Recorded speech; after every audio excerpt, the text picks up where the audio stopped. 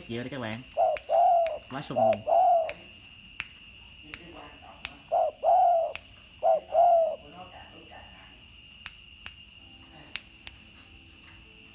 Ngộ không? Thấy ơi, đây mà giá dữ lắm mà.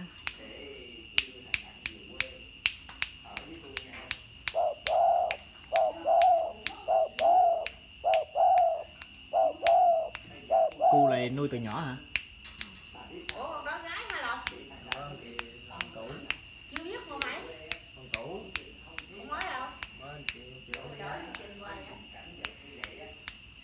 Kể đi.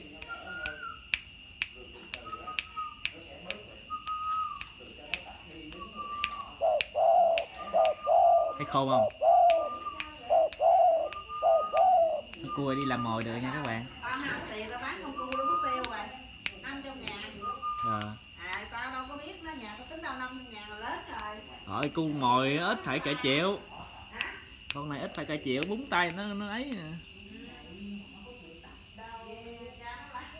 Ở vậy. Đây con cu đó nè. Cu này chắc cu con. Ở vậy. Cái tiếp này.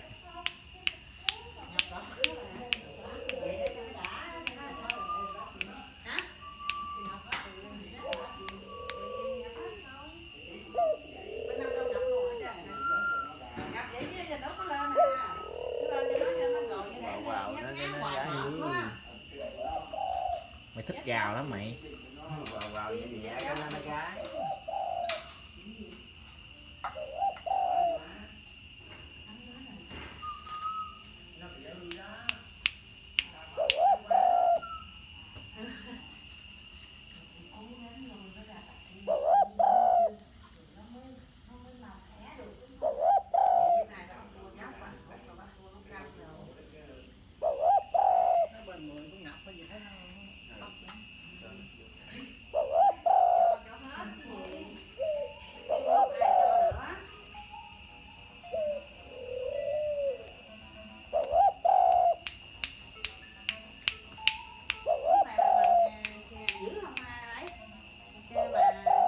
Lúc này bớt rồi.